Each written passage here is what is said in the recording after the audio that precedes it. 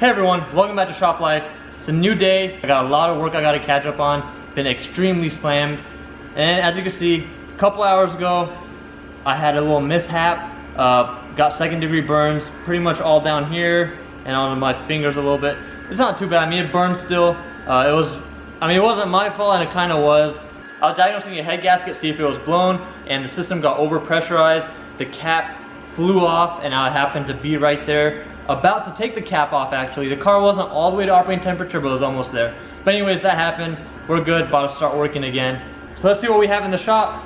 We've got this Lexus GS430 that I finished replacing a differential on. Once I finish that, take it for a test drive. Turns out the center support bearing for the drive shaft ended up giving out as well. So I had that ordered, it'll be here tomorrow. We'll work on that tomorrow. Then we got my car in.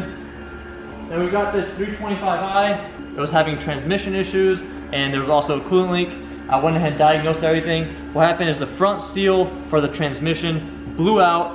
And pretty much when I got the car, there was no transmission fluid in there. I mean, there was probably a quart or so in it, so I had to refill everything back up. And then I didn't know what was going on at first. Drove it around and then just started pouring out from between the bell housing. Then I figured out what was wrong. And usually when that happens, the torque converter ends up seizing to the shaft, so you end up needing another transmission. There's a coolant leak somewhere. Didn't really diagnose it that much because it needs a new cooling system anyways, so we're gonna end up doing that later on. So this car's about to get off the lift. We're gonna put the Lexus on the lift, and we got a few cars outside. All right, so I swapped the cars out, got the Lexus where the lift's at, brought the Suzuki in. So the Suzuki, it is leaking coolant. I had previously replaced the radiator and the radiator hoses as well. So I initially thought it was probably just leaking from one of those hoses, but that was not the case. The leak is coming from underneath the intake manifold. It's running to the back of the engine, around the transmission bell housing, and then running to the ground, so towards the middle of the car. So I'm going to pull off this whole intake manifold, figure out where that leak is coming from, and then we'll go from there in terms of what we need to fix on this. And then like I said, the Lexus, I brought it onto the lift so I could take off the drive shaft. I'm going to work on this first, pull the intake manifold off, figure out what's wrong, then we'll start working on the Lexus. So this is the first time I'm actually working after the whole burning situation. And I had to take off all that gauze and all that because it was not working with the glove. And it still burns a lot. When this glove tears, I'll show you guys how it looks. It's not that bad, but I mean, it hurts. So hopefully it doesn't give me trouble. If it does, we'll get our other master tech on the job. Ha ha ha.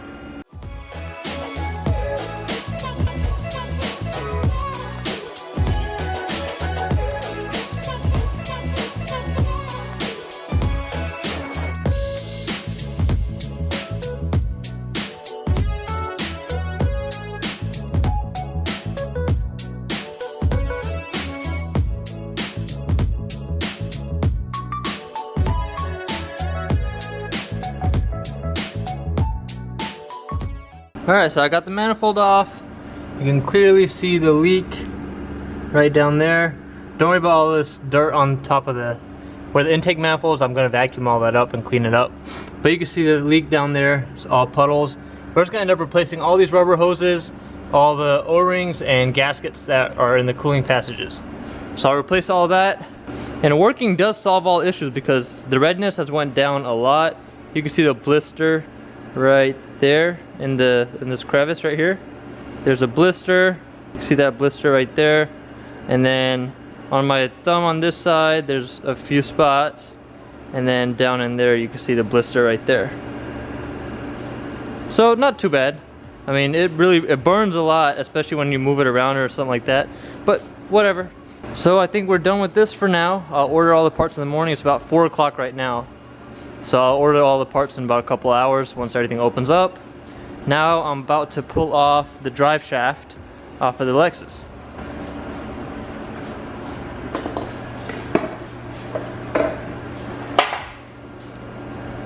Alright, so I got the exhaust off, I got the heat shield off. About to pull off this heat shield. Now I can remove this drive shaft.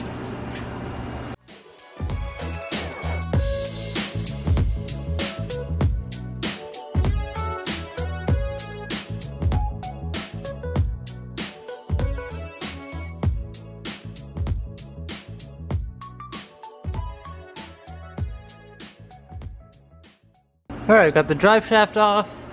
Here's the center support bearing that we're going to change out.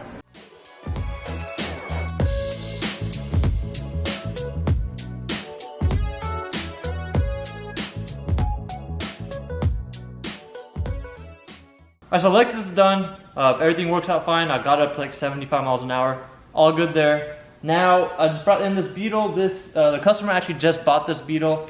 I mean, it's been about a month, but I've checked it out a little bit. He got it smogged and everything. He just wants me to do a once over and just see what all it needs, any maintenance items and whatnot, and then just let him know, and then we'll go from there.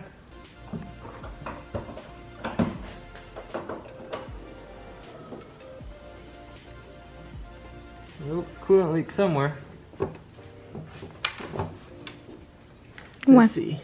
Look at all these white spots. That's all from coolant.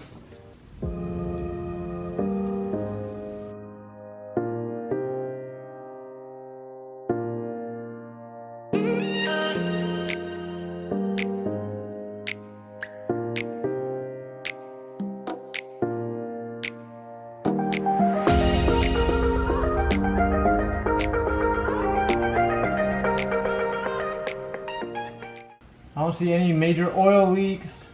Not really any wet spots. I remember he told me that when he went to get a smog check, the person that was at the smog check, they took off a clamp. They thought it was for like an evap system, but it was for coolant. So that could be what all that white residue is from. And I don't think it's leaking any coolant right now. Hey, it's pretty clean. Even like the rear main seal, everything. Because it's not a Beamer. Shit. It's missing a few covers here and there. The axles seem pretty good. Oh, not bad. These control arms have been replaced. The exhaust seems fine. One other thing I did notice was like there was a little bit of vibration from when I first turned on the car at the cold start. So usually like when you have high revs and it's vibrating like that when you're sitting at idle, usually that means motor mounts are going bad, and it's got about 112,000 miles, so I'm pretty sure it is probably going bad. But we'll see if he wants to take care of those right now or wait on it.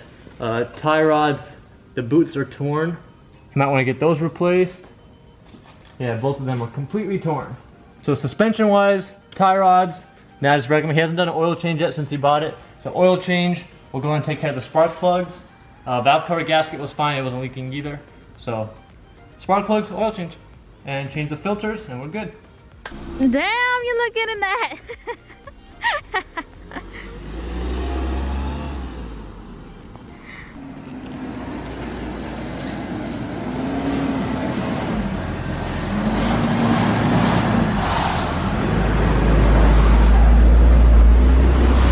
So this coupe right here that I just brought in, I actually bought it last week.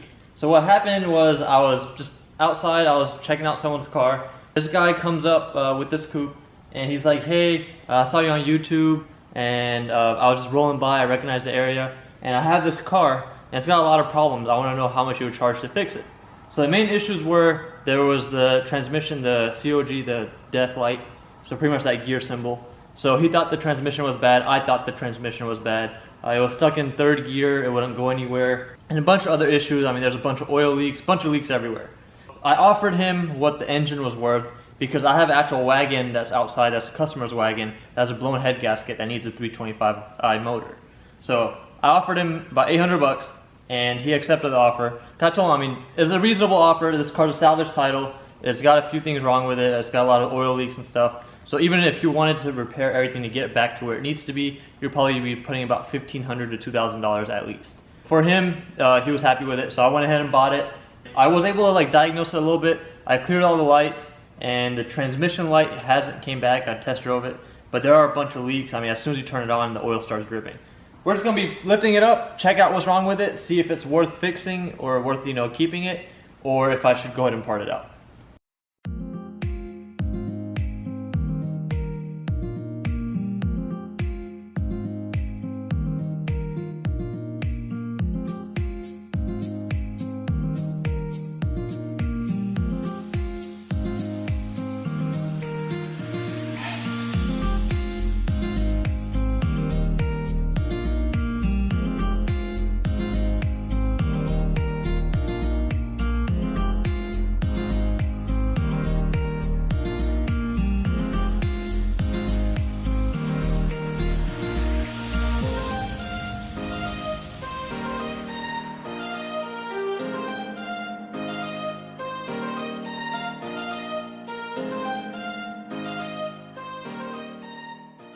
Alright, so now we got the car on the lift. We can see there's a bunch of oil right here, like every other E46. But this one, I think most of the oil leak is coming from the oil filter housing gasket. Then there's also a power steering leak, which is coming from these two power steering hoses. That's also very common. Those tend to dry out. They start cracking and then they let some of the fluid leak out. Right there, and then right in the front, all that oil leaks. It could be an oil pan gasket as well, but it doesn't seem to be that bad. And I mean, just pretty dirty. Besides that, everything else is fine. It's missing the front fender liners, and it's missing the whole cover that goes here. But I've got plenty of those that I could put on. This boot is torn right here for the tie rod. I have driven it. The suspension seems pretty good. It does need alignment. The control arm bushings aren't too worn either. It is missing a bolt from right here for this plate, so we'll put one of those back in. The rear main seal doesn't seem to be leaking either. Only oil that's on there is the residue from the rest of the oil just splashing back. Same with the transmission. The drive shaft guibo is starting to crack, but it's not completely torn up or anything like that. Transmission mounts seem fine. Now to the back, the rear end. So this is the biggest issue right here, the subframe cracking. Right now, I don't see any preliminary cracks or anything. All of the camber arms, they seem fine as well. They're not bent. Usually when it's been towed by any like normal tow company, they'll try to hook it on from right here and they'll bend the camber arm.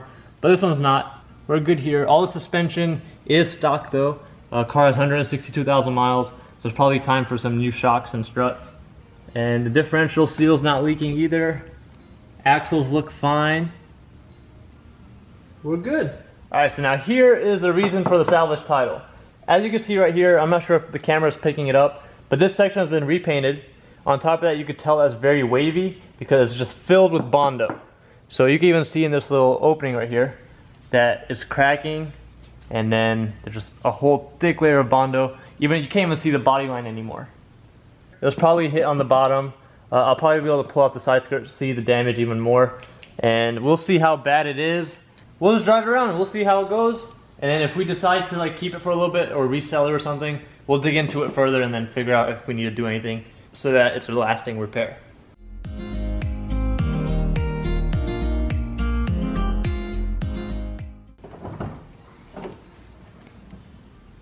It's missing all this stuff. I actually took that off when I was checking for the transmission harness and all that. But this valve cover is also leaking very, very bad.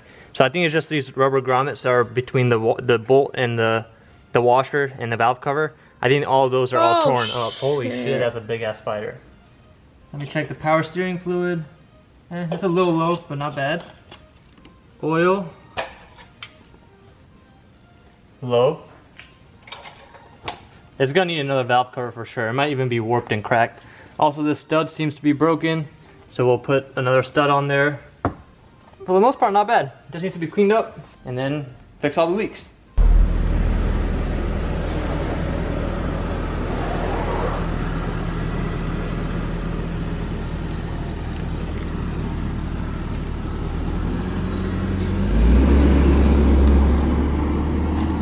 So we're gonna do a bunch of DIYs on that car to fix it up. That way you guys have a lot of content. There's a lot of stuff wrong with it. I just noticed while I was pulling out that the brake booster has a little vacuum leak inside that you can hear. So we're going to replace that as well. I know the ABS module is also bad on there. We're going to be replacing that. So a bunch of DIYs, just stay tuned for that. But now I'm going to go ahead and end the vlog here. It's about 4:50 in the morning.